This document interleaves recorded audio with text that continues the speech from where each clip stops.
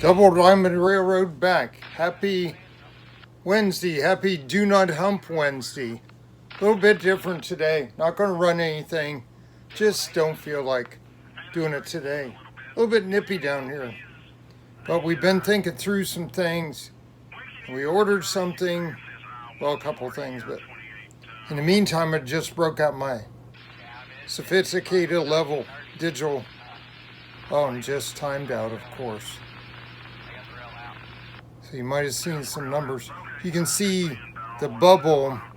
We're working on this siding back here that's elevated at the back.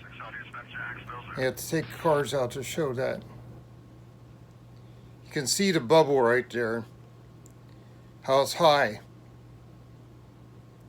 And it stays high until you get clear out to the switch, I think. So that back there, I'm gonna go ahead and take these cars off, Herzogs. Take them off, and there goes everything rolling downhill. Yep. So I gotta take all these off here. Everyone is going downhill. Then we'll really be able to check. And we're going to move the camera over to the right so I can step in there and slide the level up.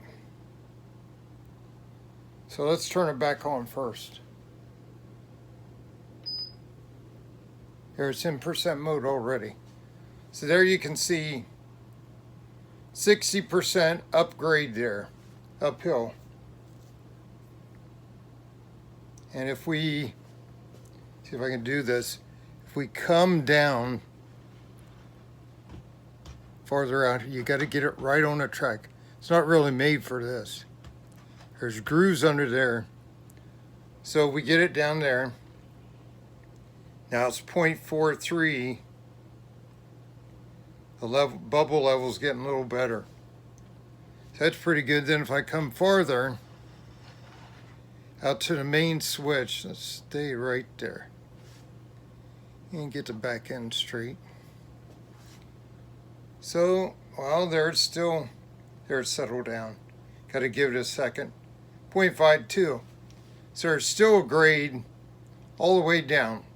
So I guess I need to shim up the middle, starting right there at the end of the level.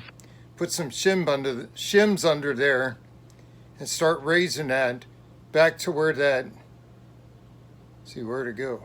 Oh, there's a T-pin in front of those gravel or dump trucks. So maybe if I shim to there, raise the right side, it'll kind of level out with the other back there on the other side. Now let's go back there, slide back there. Back off a little bit. I'm trying to stay out of the camera for you. Let's go way back here. See where we're at. Well, that's really steep. That is steep. 1.73 from the back end, because that whole thing is up higher than the next wing. I kind of wanted that on the main line, but here's a problem. So that makes you say, well, you got to dig down under, lower that back there. That would be a real pain. Suppose I could do it, I'd soak all the ballast off, get underneath there, take the cork out maybe and dig down in with the rasp. Be hard to make it smooth. Okay, let me shift camera. Okay, that's not very much better.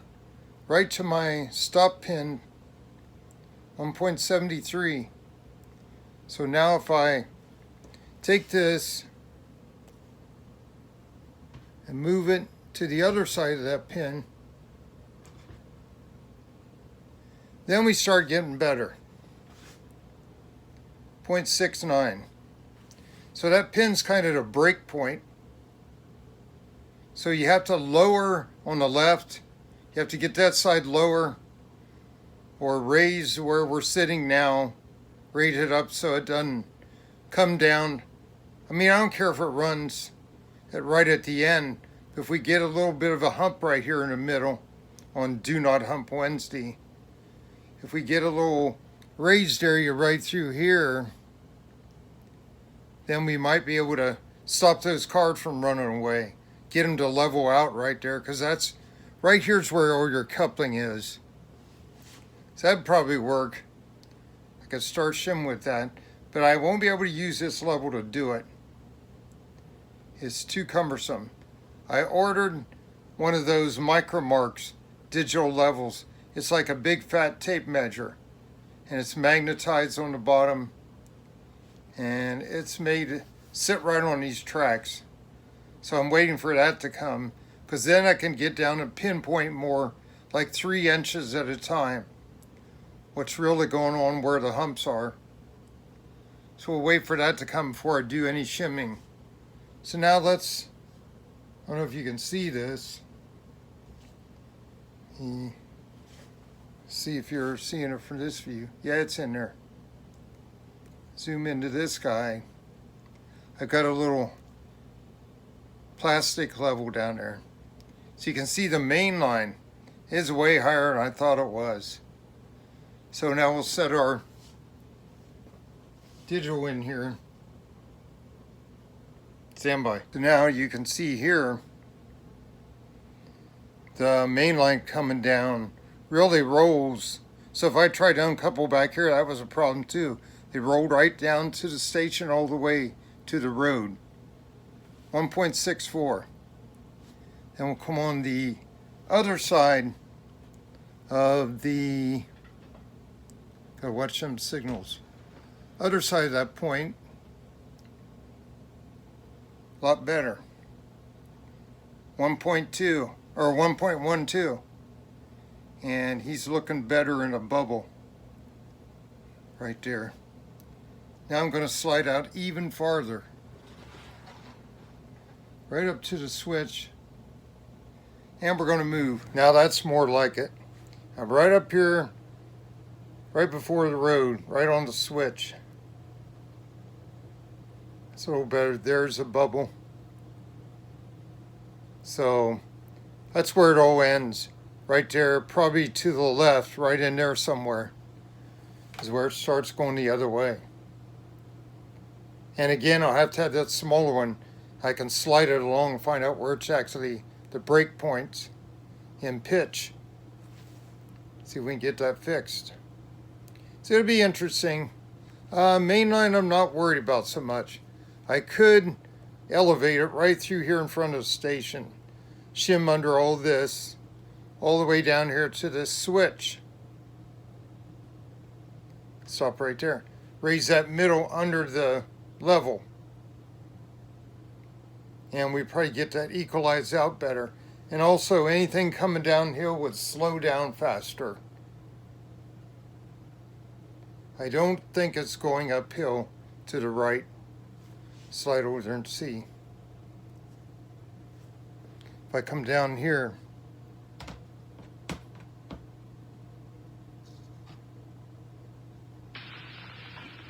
okay, 0.69. Yeah, it starts going, I think it's going back uphill there. The other way now. So that would be good if I shimmed right here in the middle. From that switch right there by the back of the back door on the building, and right up to the edge of the station, that stretch right through there, I could probably raise that whole thing. Maybe a 0.020 or something. Shims along there. But I don't know if that's really worth it. The siding's where I had the trouble with the uncoupling because the cars roll down. That's why we have that T-pin in there. It's my stopper right now. Back in there. So that's what I need to fix. But like I said, I need to wait. I gotta hold this down to make it go off. I need to wait till I get smaller level so I can pinpoint better. Let's see. This engine right here, I just saw this morning on a video by 1960 Gambit. My 3313 was on the point of a coal and then it turned into a mixed manifest. Going through LaGrange last spring. That's only the second time I've seen that in a year. Earlier in the year, it was over in either West Virginia or Pennsylvania, southwest Pennsylvania, running along there. That was cool to see that. And I've seen 721, my other one that's not running right now. All I got's a body shell, because I trade that out for that Canadian. Thinking about ordering another Kato EX44 AC and put the 721 body back on it. Then I'd have him back. I saw him at Decatur, Alabama at night, going through at night about 10 days ago. So I was like, oh, 721, there's my engine. I thought, where's my engine? Oh yeah, it's on the bench. Body shell only. So I think that's about all for today. It's going to be 25 till 3, it's going to be coffee time. And I tried to get a hot coffee from Dunkin', but my wife said she won't be back in time for my 3 o'clock coffee. So I got to make it in a Keurig. I think I'll break out a new cup. I use them 2 times usually, but I want one a little stronger. Pretty chilled today. It's like 38 now. It's really warmed up quick from this morning. We got full sun. Finally, first time of sun in like 7 days, where before we had 2 weeks of sun. So it's nice to have it. Good to see it. So I'll get back up in a chair, make some coffee, get in a chair and watch some more YouTube stuff after I upload this. Take care, everybody.